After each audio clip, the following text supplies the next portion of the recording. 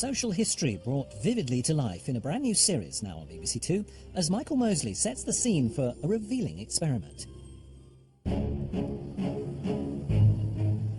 150 years ago, Victorian Britain became the world's first industrial superpower. And as a country thrived, London, the beating heart of empire, became the world's richest city. But just as it is now, Victorian London was a city divided by extremes of wealth and want. This is the story of one poor community living in London's East End. In the heart of modern Stratford, a Victorian slum has been recreated, and a group of 21st century people are moving in. Absolutely awful. I'm just a bit dumbstruck. Like the original slum dwellers, they'll have to work to keep a roof over their heads. It's absolutely shattering. Hey, for the tatty! And put food on the table. Starving. That's what's making me a bit emotional, to be honest. They'll explore the lives of their own East End ancestors. I needed to be here. I need to find these people. I wish they could be here to see me do this. Discover the history of their trades. So this is a workshop, yeah? And experience firsthand what life was like You will call me Mum. for those at the bottom of the economic pile. If they were disabled, they couldn't do it, they didn't eat. They didn't eat, they died. They'll live through 5 decades of turbulent history. Look at the newspaper! From the 1860s, when the poor knew their place. It's just another nail in the coffin. You might as well be dead. Through depressions. How many people have to live like this all their life? Revolutions. I am proud to be an East End suffragette. And seismic social change. Jelly! The Irish are moving up. To the turn of the century, Death of the Queen. when the people who powered Britain's industrial success finally found their voice. The poor will not be trodden on. Power to the people. And the foundations were laid for lasting change. Victory! This is the story of how 250,000 slum dwellers in the East End changed our attitude to poverty forever. This is The Slum.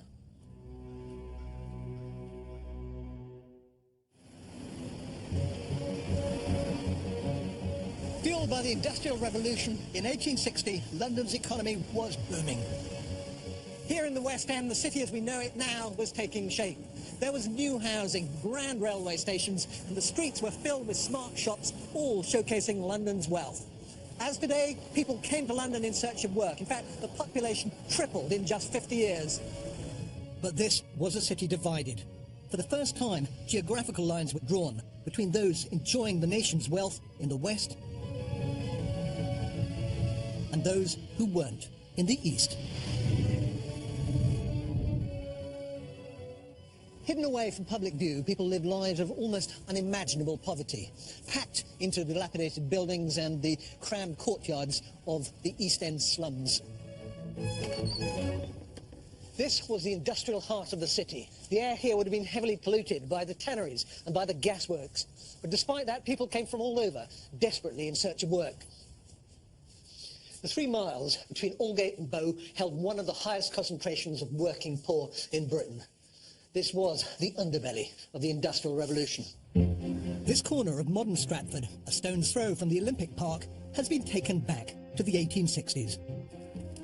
The slum was a microcosm, a mixture of skilled, semi-skilled and unskilled workers, all living together in tumble-down terraces and tenements. Recreated from historical accounts of slums, like the notorious, deprived Old Nickel in Shoreditch, this tenement building typifies the abject poverty which was rife in Victorian cities just over a century ago. From the smallest, barest rooms at the top of the building to larger, more expensive dwellings at the bottom. People got by with a bare minimum. The courtyard houses a single communal water pump, a stove, and shared privies. There are businesses here too, a lodging house known as the Dot House for those who couldn't afford to rent a room, and a small shop, the lifeblood of the slum community. Now, a new group of residents are moving in to bring the forgotten world of the Victorian poor back to life. Oh, it looks like a dungeon. First to arrive is the Potter family. Wow. Oh God, How dirty it is. So do you think you can live in this? No. Do you think you've got a choice? No. The Potters are a close-knit clan from Derby. Fish and chips! Get it! Mum Alison lives around the corner from Grandad Graham and Grandma Heather. The hot. Heather's ancestors are from Bethnal Green in London's East End. All my life I felt that my roots were not in Derby. A couple of years ago I started to search my ancestry, but it's more than just getting dates and names and numbers. I want to go back and I want to know the people. I want to do it for Nan because it's like very, very important to her and it will help her learn more about our Victorian ancestors. This is it. Heavy door. Oh my goodness. Like many Victorian East Enders, Heather's ancestors were unskilled workers who could only afford basic accommodation. Another bed. Oh. The family of 5 will live in just one room. They have 2 beds, a table and chair, and little else. But even housing this austere would have cost a Victorian labourer over 1/3 of their weekly wage. If we have this bed, Right, yep. would you and the girls be okay with that one? Yeah. How are you going to sleep though? Because there's 3 of you, isn't there? Oh, we'll work it out You can between go in us, the won't middle. we? Yeah. What do you think? I'm just a bit dumbstruck, I think. I just think it's very sad that people had to live like this. It's a bit bleak, isn't it? Yeah, very bleak. As well as unskilled workers, the East End was also home to many who had a trade. Moving into one of the larger dwellings downstairs is the Howarth family. Oh my God. Dad Russell is a tailor. As a skilled worker, he would have been able to afford double the Potter's rent. For that, they get the relative comfort of 2 rooms, It's bigger than I thought. tin bath, and, unlike their poorer neighbours, a small stove to cook their own food. You can't cook with that. Well, I'm going to have to. Look at the filth on it. I know. The filth on the walls. I just can't get my head around this is our home now. For some, like the Howarths, the slums provided an opportunity of sorts. They had the skills and the means to make money. Others weren't so lucky.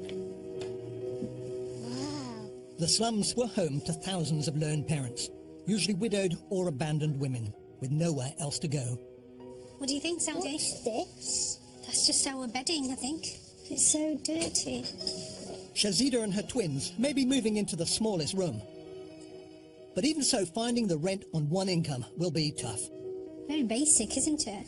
Very basic. Can't believe people have to live like this all their life.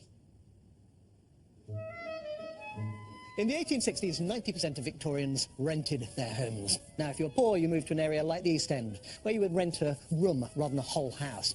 The one advantage of living in an area like this is you didn't have to provide proof of employment or good character, as you would have had to do elsewhere. The slums drew people from the fringes of society. Low-paid workers, immigrants, even fallen aristocrats. Driven to the East End by hard times, poverty and misfortune sent people here by the thousand.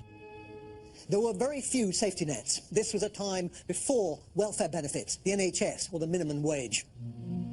The poorest of all couldn't even afford to rent their own room. Some paid to sleep in other people's beds, others opted for the doss house. In 1860, 50,000 people had no option but to pay 4p a night to sleep in rows of what were known as coffin beds. In charge of this doss house is 39-year-old Andy Gardner from Oxfordshire. It looks like Victorian flats pack. Most slums were owned by absent landlords who employed local men like Andy to run the doss house and collect rent from the other tenants. Oh dear me. That's one way of ingratiating yourself with the group, isn't it? Hi guys, nice to meet you. Give me your money. I'm going to kick you out your room. As rent collector, Andy gets free accommodation. Here we are then. But he'll need an income from the doss house or find other work to pay for food. There's not a lot here. I've got something to keep warm, got somewhere to sit down and eat, somewhere to wash, somewhere to sleep. I mean, this is a lap of luxury, really, compared to the doss house. The residents are exploring their new surroundings. Oh, look at the mud everywhere. Lovely, I love it. Lovely. Love it. Hello. Hi. And meeting their neighbours. What's your room like? Bigger or smaller? It's a lot smaller. I think it's half of this size. Welcome. I'm your local rent man. Are you? I'm get the rolling pin ready. Get the rolling pin ready. Otherwise you'll be down here. Have you seen how they sleep in here? No. Is this the DOS house? This is the DOS house. This is the DOS house. If you can't afford the coffin bed for 4p, you're like the other one. I'll sit down on the bench. Okay. So like this. Yeah. That is disgusting for a human being to actually even pay. Right side of that or the street. This is the tuppenny hangover, where people slept upright, supported only by a rope. Something the residents could experience if they failed to pay Andy at the end of the week.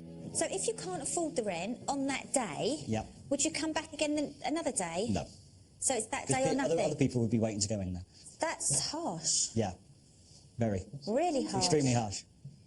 You can't work then, won't you? Right, you need to work really hard. And you can't get us into debt. No.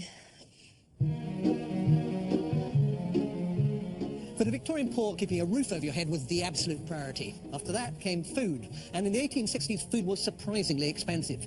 It consumed an average of 2/3 of a slum dweller's income. So, a reasonable living could be made from keeping the slum fed. Ah, do we have a business? A job which falls to Adrian and Vibeke Bird. Oh. Aha! We're going to be grocers. Adrian and Vibeke have homes in rural Hertfordshire and Wales. Their family histories echo the mass migrations of the 19th century. Migration's a really big theme in my own life, living in the States and then coming to the UK, and also in my parents' lives, growing up in Germany and migrating to the United States. I want to know what it was like for people to be moving from the countryside to the cities for opportunity. In Victorian times, country folk were moving to towns in their droves, and handyman Adrian's passion for rural crafts should stand him in good stead. I think I'm prepared. I think the skills I've got will be very well suited to the slum. I'm going to have to draw on all that I've learned over the last number of years to be able to keep us going and keep us fed. Oh my. Wow. Look at the wallpaper. This is home. With a shop and a room to rent, the Birds have the highest outgoings of all. We're living in luxury. But they also have a stove on which to cook and the fanciest furnishings. As shopkeepers, they have decent earning potential. For a slum, this must have been one of the nicest places. This must have been the top of the heap. I'm beginning to think we're probably doing okay. Many slum dwellers had no way to cook for themselves. Oh, that's rank. That's strong. So shops like these were pivotal to the community. Hello there. Coming in. With most residents living day to day and hand to mouth, cash flow was a major problem. What can we do for you guys this evening? So slum shops sold them only what they could afford. Bread by the slice, tea by the spoonful, and small portions of hot food. They'd even rent a bowl and a spoon to eat it with. We have to say now that we haven't got any money We right know now. the situation. Yeah? You're all in the same boat. Do your tick till Friday. Okay. And then your bill's due Friday, please. Friday, Yeah. okay. Tick was a system of credit based on trust, and it kept the slum economy moving. I'll put that in the book for you. Okay. Yep. Thanks. Bye-bye. Thank you. We'll see you tomorrow. Bye. Like many poor Victorians who came to the slums, these residents face starting their new life already in debt. Obviously, bread? like as a priority food, bread. Bread. And cheese. And cheese. It all depends how much it is. Yeah. Oh, I'm just worried because Because also- I'm worried because we don't know how much Dad's going to earn, and we've got rent to pay. In 4 days' time, we've got rent, and if we don't pay the rent, I am not going to live in one of those other rooms. We have a bit of rope. It's not going to happen. There's no way you can sleep like that DOS house with a rope. Should we make do with about the heat in that room tonight? Yeah, we'll just have to all cuddle up. Just have to make do. I'd rather be cold, And right? hungry. and hungry, Pay the rent. and be able and pay the rent. I can put it on the tick for you as long as it's paid before Monday. and that's the rent day as well. That's our rent day too, that's Indeed. why. We're all in the same boat, to be honest. You do feel as if you've got some responsibility to try and help these people. Definitely, yeah, that's hit me. Feel a little bit more responsible than I thought I would.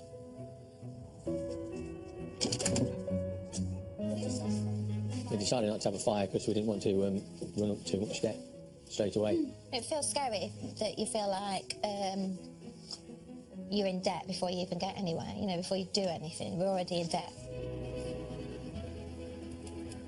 In 1860, London was a modern metropolis with a booming population, but there was little sympathy for those who were struggling. Poverty was seen as part of the natural order of things. You were either born poor or you fell into poverty because of your own moral failings. If you were poor, you simply had to work harder or endure.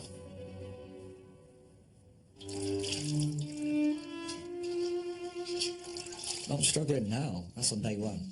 I'm struggling now. I'm tired and I hurt, and all I want to do is go to bed. It's not going to be very comfortable. It's going to be very cold, but hopefully we'll keep each other warm. I do feel very much isolated. The other families, they've got the male presence, whereas it's just the three of us. So it's a lot tougher. Why don't you jump in? Sharing a bed is definitely going to be a challenge. I'm going to have to rise to it because I've got no other choice. So I think we'll sort of band together as a family and we'll probably get closer, to be honest. A few minutes ago, I was like, where's the biscuits? And then I just remembered, like, oh no, we can't afford biscuits. And then I just felt a depressing feeling inside, like a ship's just sunk inside me.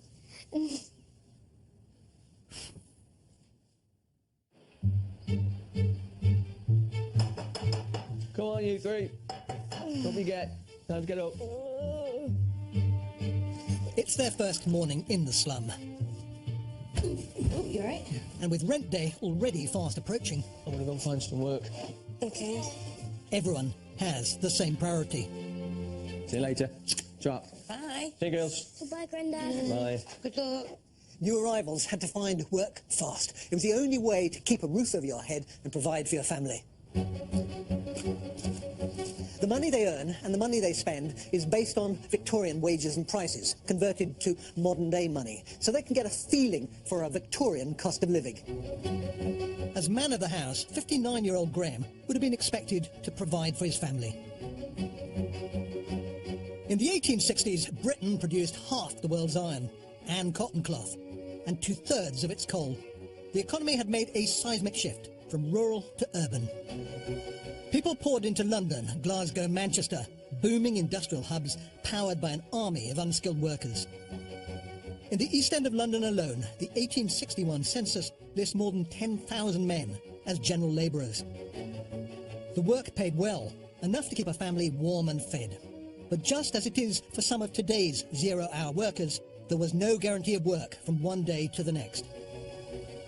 I am feeling the pressure. Without me earning the money, there'll be no food for the girls, my wife and my daughter. Graham has a day of work at a local bell foundry.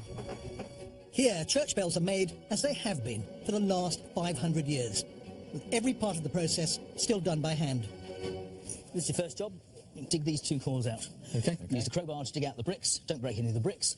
Remove all the sand off the surface of the bell, because we tune the bells, and anything that's left will make the tools go blunt. Okay. All right? Yep. I'll leave you to it. Okay.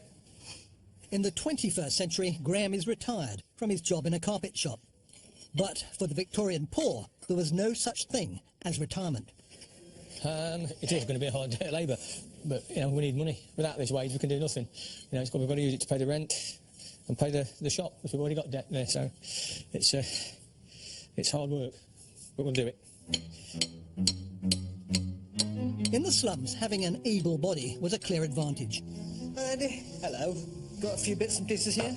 In 2004, Andy, a professional golfer, had his right leg amputated below the knee. This is my specialist leg. This is what I use to compete and play all over Europe. So, I mean, this leg is really high-tech, really comfortable. I mean, have a feel. Thing of beauty. It is a thing of beauty. Yeah. Andy wants to get a better understanding of what life would have been like for Victorians with a disability like his. This really is the Rolls-Royce of artificial legs of that time. Yeah, I mean, you can certainly see the craftsmanship that's gone into it. These high-tech legs would have cost 20 Victorian pounds in 1860, equivalent to more than 2 years' rent in the slums. Somebody in your circumstances could not remotely have afforded to buy this. In Victorian times, you could have your leg cut off free of charge, but they wouldn't actually provide you with anything. Disability was more common and visible in Victorian society than it is today. Poorly regulated factories and docks were crammed with dangerous machinery, and injuries accounted for many amputations. Without x-rays or antibiotics, there was only a 50-50 chance of surviving surgery. And afterwards, most poor amputees had to make do with crutches or the most basic wooden leg. What kind of got you interested in this in the first place? Just to see how somebody in my situation would have actually coped back then, what they had available, what they didn't have available, I think is... This is the sort of thing they had available if you didn't have a lot of money? Yes, indeed. It doesn't look very comfortable, does it? Since you expressed an interest in actually trying one of these authentic ones, we've got something which is kind of as close to authentic as we can make it, but which actually won't be too uncomfortable. Okay. So this is kind of a modern version of an old classic. Do you want to give it a go and see? I would love to give it a go. Okay. It's the same shape as a Victorian peg leg, but this one's fiberglass and specially designed for Andy's stump. What do you reckon then? The cup is comfortable. For a Victorian, obviously, that would have been absolutely hideous. The fit would have been Yeah. terrible. The thing they used to do, because it fitted so badly, effectively, was they used to use turpentine Okay. to harden the skin. Have you heard of that? No, I hadn't heard of that. No, Can you but imagine rubbing turpentine That really on- doesn't sound pleasant at all. No. I guess if you've got a wooden thing there, you want as much sort of protection and padding and whatever else you can get. So it's not uncomfortable. No, not uncomfortable It's at just all. weird. It's just weird and unstable. Yeah. I don't have a foot. Obviously, you use your foot to push off. Yeah. So I get no return from a foot. The whole point of doing this is to really see what it would have been like for myself in this time. Yeah. And this is the way to do it, isn't it? This is lesson number one. The lesson number one. It's not easy. Right. Next door, with Graham out at work, Heather and Alison Potter are learning what they would be doing in the 1860s to help make ends meet. Do you put quite a lot of glue on? I don't think I put enough glue on. Slum rooms weren't just where people lived. These were the unofficial workshops of the city. Everything from buttonholes to billiard balls were made in people's rooms. This had its advantages for families like the Potters. Because though it was frowned upon for married women to go out to work, they could supplement their income from home. Which bit are you doing? The drawer or the box? I think it's the box. In 1861, Bryant and May opened a match factory in nearby Bow. It quickly became the largest employer of casual female labour in the area. As well as factory workers, it also employed women to assemble matchboxes in their own homes. Called piecework, often whole families would get involved.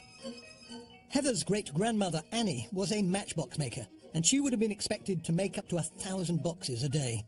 It overwhelms me a bit at the moment, because half of me sees this, and then in my head I have how I live now. I mean, I'd probably be sat on the settee reading a Kindle halfway through the morning. They must have just been real tough women. You know, fighters. They had to be, didn't they, to survive for themselves and for their children and families, really. For single mothers with children to look after and fewer opportunities to earn, it's estimated that up to 1 in 12 Victorian women turned to prostitution. Piecework would have been one of the only ways to make an honest living. Right, that's the lid. Shazida and the twins are making fancy boxes for things like perfume and cosmetics. So we need to start a production line here. In their modern lives, Shazida and 10-year-old twins, Sadie and Saudi, live in Scunthorpe. So what do we understand about the revolution? They created machines. So it was a big change, wasn't it? Shazida works as an admin assistant and homeschools her children. We literally do everything together. And you could say that I pretty much kind of like dedicated my life to the twins. It's very difficult being a single mum in the 21st century, so I want to experience how the Victorian single mothers lived, how they survived. It must have been really difficult. That's not going to stick together, is it? Try putting a bit more. In 1860, there were pieceworkers on every street in London's East End. A boxmaker would have worked a 16-hour day and been paid enough to buy a loaf of bread. It wasn't only women who worked from home. Although his rent is covered, with no one in the doss house, Andy needs an income to pay for food. I am making handles for tools. Furniture making, cane chair repairing and wood turning were all common types of piecework done by men. This is one of my first attempts. I'm quite pleased with that, to be honest. It's going to take a lot of getting used to using this. It's hard on the leg. It's very hard on the leg. Alongside the slum's unskilled workforce, East London was also a hub for trades, like tanning, embroidery and tailoring. Russell and his son James are off to find out how their Victorian predecessors made their living. Okay, Brown. A bespoke tailor of high-end suits, I'm getting smaller. Smaller? Russell works in the heart of the City of London. I love my trade of tailoring. I really am passionate about it, and I really want to find out how hard it was tailoring in the 1800s. It's really going to be experienced. I can't wait to do it. The family live in Essex, where Mum Mandy combines a part-time job in human resources with looking after children, James and Rebecca. I would like to say, like, yeah, we spend loads of time together as a family, but when you think about it, we don't. So I just love to spend more time together, you know what I mean? Mandy's from a long line of Jewish tailors, and her family history is firmly rooted in the East End. For me, it's just about understanding how the Victorians lived, how our ancestors lived. I really want to understand their struggles and spending proper time with Russell and the children and seeing how we cope. Yes, or not. Or not, as the case may be, yeah. Hello, nice to meet you. Dr. Vivian Richmond is an expert in the Victorian textile trades. This is Petticoat Lane. This is the heart of the rag trade. Home to a street market since the 17th century, Petticoat Lane is where generations of tailors have bought their raw materials. While West End tailors worked with expensive fabrics, new clothes would have been alien to the East End poor. So you're now in the rag trade, and your job will be to take these clothes away and make them into something else, or to mend them. This stuff here, these waistcoats, they'd be made into cloth caps. Down here we have some trousers. They don't look savable to me. You're going for practicality, not aesthetics here. No, it's just shocked. I thought I'd be doing more technical stuff, more making stuff, or altering stuff. The difficulty for Jewish tailors was that in their home countries, they were very often highly trained, highly skilled, but they arrive in England with nothing, literally nothing, many of them. And so they're going to be right down the bottom of the pile, and hence doing this kind of translating work and transformatory work with clothing. By the 1860s, around 20,000 Jewish people lived in London, with more arriving from Europe all the time. Almost half made their living through tailoring. Shocked. Really shocked. I'll be given a bunch of rags trying to turn into something to buy. I'm like horrified. I mean, this is the end of the scale to what I'm used to working on. I mean, we normally make sort of a court dress and tailcoats, and this stuff is just the bottom end when people have actually finished wearing it, and we've got to make it for people to wear again. It's going to be a challenge, I think. Graham has been hard at work at the Bell Foundry. He's done 4 hours without a break. I never thought it'd be this physical. It's absolutely shattering. I think to finish the full day with nothing to eat this morning on an empty stomach is going to be really, really tough. I didn't realise how difficult it would be. So what's keeping me going is the family at home. I've got to do it. It's got to carry on.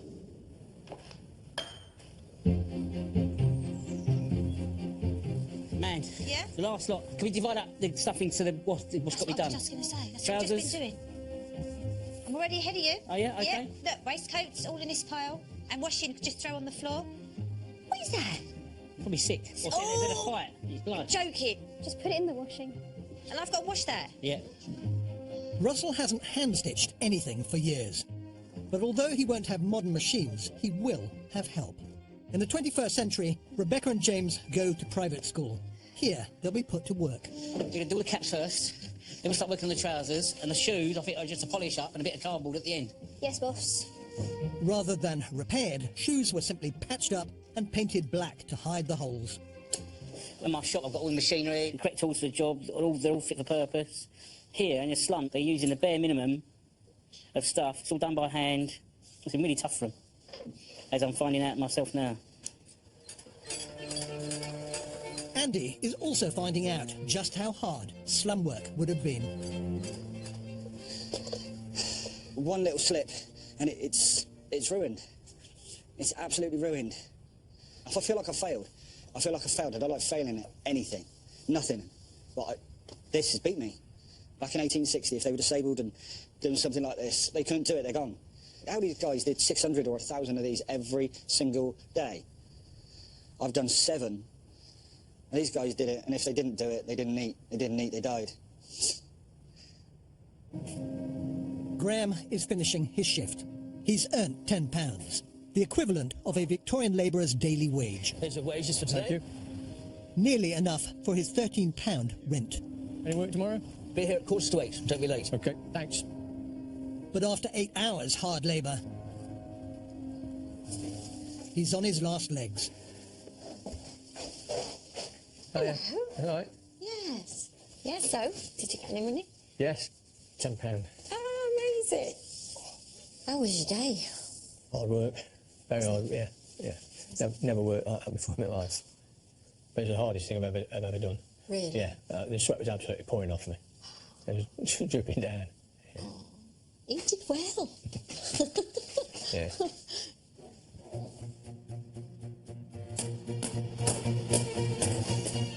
everyone else, slum life is in full swing. Life in a Victorian slum was undoubtedly harsh, but it wasn't all doom and gloom. Teeming with people. It was noisy, filthy, and smelly. Humans and animals lived cheek by jowl. Every room and yard was used for work.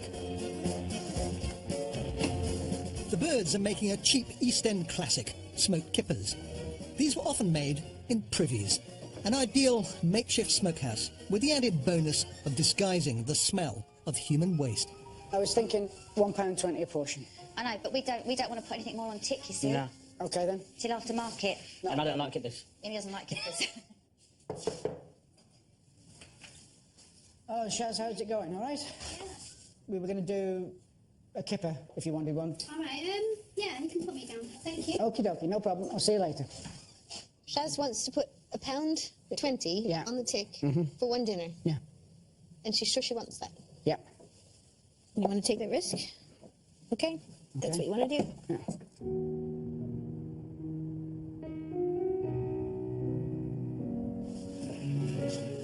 First one finished. Yay, it's really good. It's brilliant. With no way of earning anything until the weekend market, the Howarths are keeping their debts to a minimum. I'm really hungry right now. This morning, the bread we had left from the night before we gave to the kids.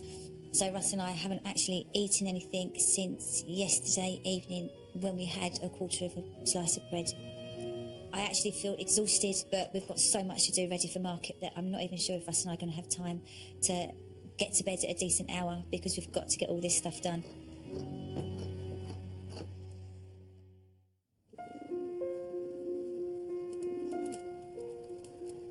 You've no idea how good an egg sandwich can taste. Honestly. I've got a half slice of bread with butter. It is good to eat because I'm hungry.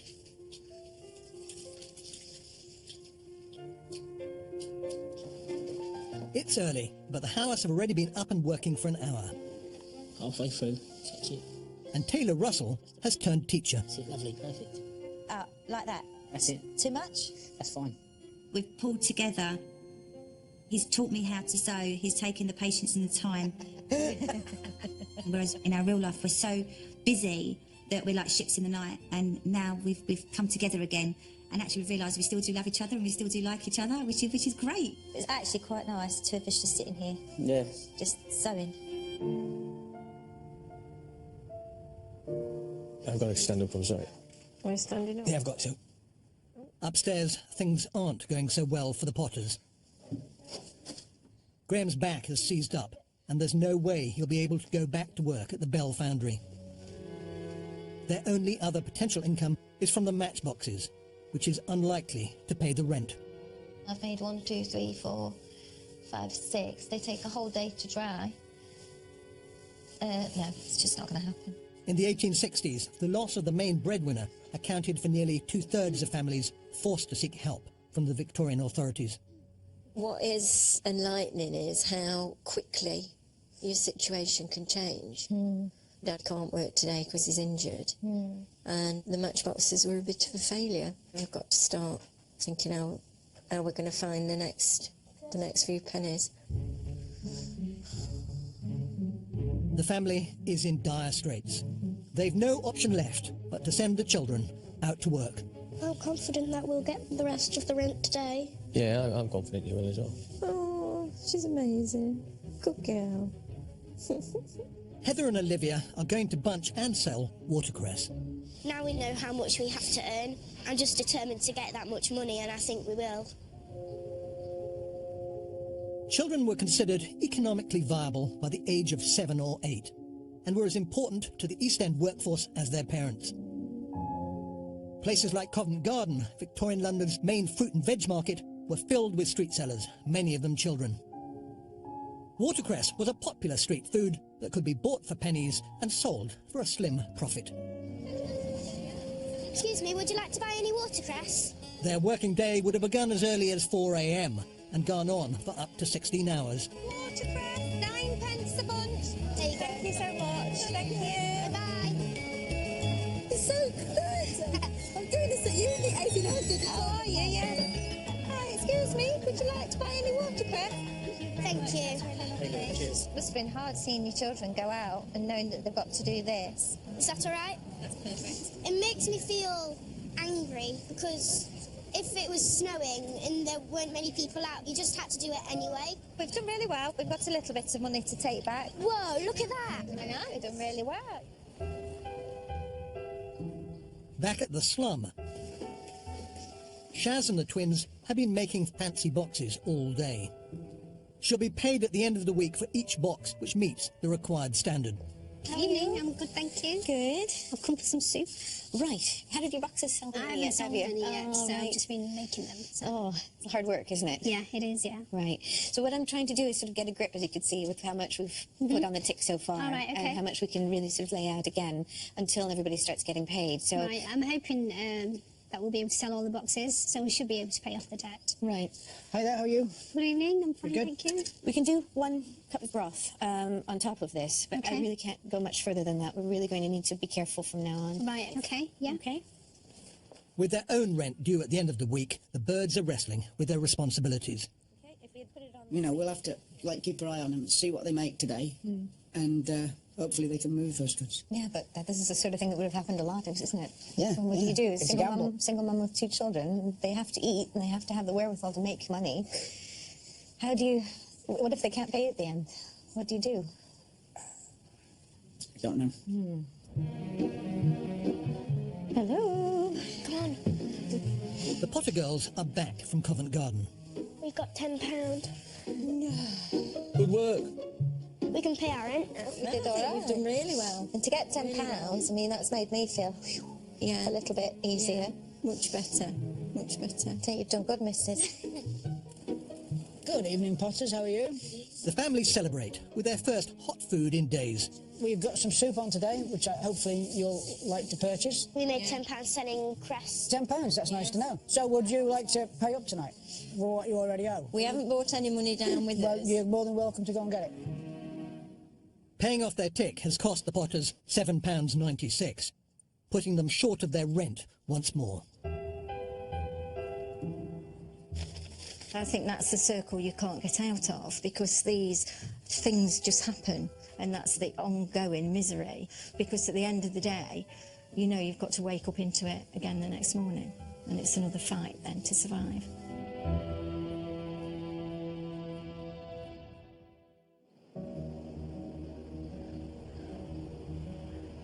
It's market day.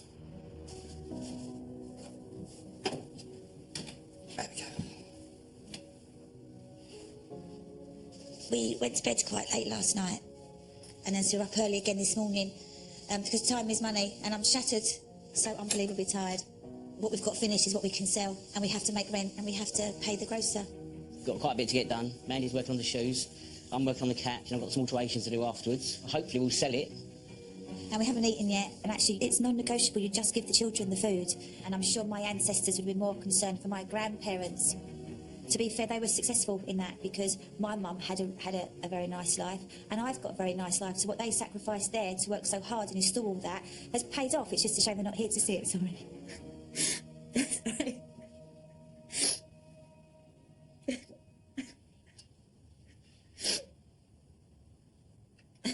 Sorry, that came all of a sudden. Sorry. I wish they could be here to see me do this, and so that they know that I understood what they go through. I just need a tissue. Really tissue. Roll lining. Roll lining. This will do. Yeah.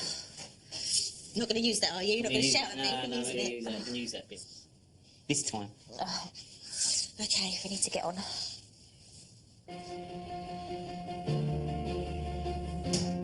Andy's preparing the doss house in the hope he'll soon have paying customers. So far, he's earned nothing, and it's taking its toll.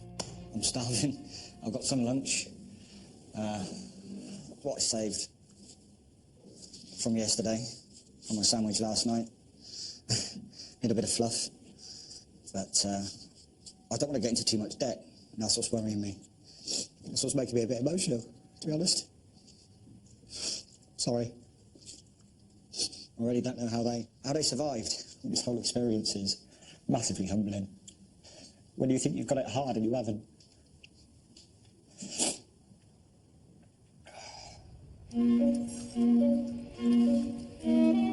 It's payday for the piece workers, who would have hand-delivered finished goods to the factories. See you later, guys. Bye. See you later. Wages were low and standards high. Any products that didn't make the grade would be rejected. Most of Shaz's boxes weren't up to scratch. She's only made £2. I don't think it will cover my rent, and I don't think I'll be able to pay off my food debt. And I feel really low. It's just really grinding me down now. I couldn't imagine living like this forever. It's unlivable. The Potters too have been paid the going rate for the 25 matchboxes they did manage to make. You'll never guess how much we got. We got 1 pence. So we got market day today. We've got kippers. We've got kippers. We've got 2 lots of soap. With their customers hard up, even the shopkeepers are feeling the pinch. It looks like the market is becoming more and more important for us to be able to earn enough to pay our rent. Everybody's being very conservative with what they're buying from us. We haven't sold very much, so that's going to make or break us, I think, at this point.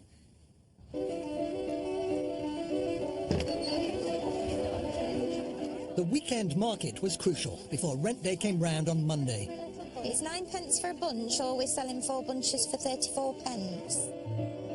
From leftover food to second-hand shoes. These markets were a way to turn any meagre asset into cash. Right, are we on 1 or 2? On 2 cabbages. So that's... The birds are trying to shift their surplus stock. This has got tallow in it, yeah, this has got tallow in it. The Potters are hoping to scrape together the rest of their rent from the last of the watercress. It's looking a little bit dry now. Well, these are handmade. How much you want for that? £3.40, thank you. And after a week of hard work, it's been the Howards' first chance to earn. And I actually ironed this with a proper old hot iron. Thank you so much. That's really kind of you. Thank you. These are all hand-stitched, handmade from Westcote. Lovely. I think it's because like East London, you forget it's like with a working class area. Obviously, a lot of people have moved in now, and it's all like up and coming and like trendy, which is what we know of it. And you forget that actually this was how it started. It's just really interesting how they lived and the struggles they had day to day. What amazed me, they've got to think of their rent first before they can eat. Come on, miss, got to eat tonight. £3.40. I felt a little bit sad, and it made me think how lucky we are, and we take so much for granted. Fab, yeah. Thank you very much. And good health to you. Thank I'm you. not even going to haggle you for the price. Cheers, mate. Thank you. Thank you very Cheers. much. Thanks. Nice. As the market draws to a close, everyone is counting up, ready for tomorrow's reckoning with the rent man. 16. Yes! Rent's paid. I've never been so happy. No, no. As a family together, achieving something like that is just amazing. It's been immense. It's been absolutely immense. So we've got £33.13. Rent covered. Just. Well done. That is close, though. It is, isn't it? Yeah. It looks quite a bit, doesn't it, there?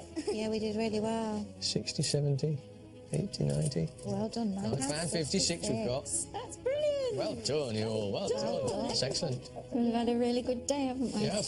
I feel triumphant. What does that mean? Victorious. Oh. Between them, the 5 members of the Potter family have covered their rent. But they're not sure everyone's doing so well. 80. £2.40. Shaz next door. We're not sure about her rent. 60. I'm worried about Shazia. I really felt for her. I thought she looked really tired and worn out This morning, she looked, yeah. I think it's been really hard for her.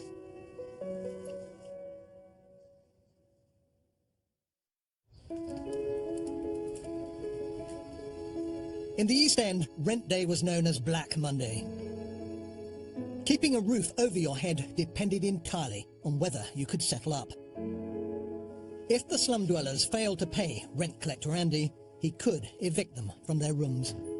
It's a horrible feeling to have to say to someone, I'm going to have to take this off you. It's going to be really, really hard. Andy can also earn money by running the doss house, if there's anyone in it. These are just narrow mattresses that I've got to fill with straw to use as padding, and then that goes into the coffin beds that I've made. And then people can come and sleep in that if they want for a princely sum of 4 pence. But I'm hoping they do, because that's where I'm going to make my money. I'm absolutely starving. How we doing, guys? You all right? Possibly your least favourite day of the week? Yes. As the Howards have shown, some could succeed in the slums. They've paid their bill at the shop and their rent. They'll eat something other than bread tonight, and they'll have money left over for the week ahead. Really well done. You deserve it. So there you go. You deserve Thank it. you. Relief, relief, relief. See you later. Cheerio. Cup of tea. See you Bye now. later. First rent paid. First rent paid. How was the day at market for you? It was okay. It was okay. With some customers having paid off their tick and modest sales, the birds scrape together their rent. Perfect. Thank you very much. You counted it all out by your fair hands yourself, have you? Yeah. Perfect. The Potters, too, end their first week just free of debt. All right, take care, guys. Thank you. Take care. Bye-bye. In the 1860s, anyone who failed to pay their rent faced either the doss house, the workhouse, or the street. Shaz's below-par piecework has left her with almost nothing. Hi. Hello. Okay, so we were looking for £8.16 today. Is that Right. is that going to be okay for you? No, I can pay £2. £2. Yeah. Okay. This puts me in a horrible, horrible position. So one way I can resolve this is to ask you guys to leave and to put you up in the doss house. Now, I don't want to do that. I really don't. I mean, obviously, you're nowhere near the rent, and you've got Ticky in the shop. If you have money in 2 days, I would like a proportion of that to come back off your rent. And if you're happy to do that, then that's what we'll do. Okay. Okay? Okay. All right, thank you. No problems. When I first found out I was going to be the rent collector, it was, what fun. I'm going to go around and take money off these people, and if they ain't got the money, I'm going to kick them out, and I'm running the doss house. And yeah, it's not like that in real life. That was tough for Shaz. I thought I'd be able to accomplish something, but obviously I've been defeated. I think that's a word by society or the era that I'm living in. I'm just in a vicious circle here. I've not given up just yet. There's still a bit of fight in me left. It's the end of the residents' first week of 19th century slum life. Living here during Victorian times would have been tough and unpredictable. Work was harsh, wages often appallingly low. And yet, as our slum dwellers have shown, somehow people found a way to survive. Being at the top of the pecking order within the slum, I do feel torn between wanting to help people and not help them. Chaz worries me a little bit because we'll probably lose money on her. So all I can say from that is next time I'll try and be a little bit more astute and, I don't know, not give her so much. People in the Victorian East End, you know, they didn't make the choices they did because they wanted to. It was because they had to. You know, and they were faced with life and death choices that we don't get faced with today. Day after day, week after week, generation after generation, this is pretty much what their life was like. This cycle of poverty that they lived in.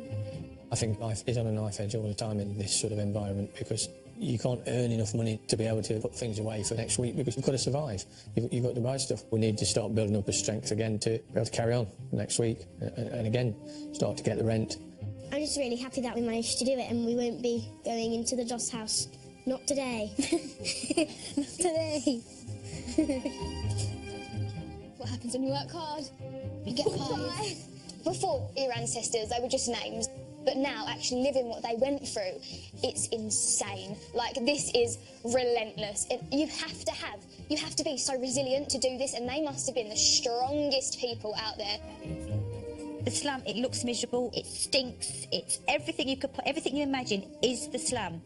What you can't see is the sense of happiness and community that's here. We're just together, all of us together. It's great. The first hot food we've really had. It's really nice.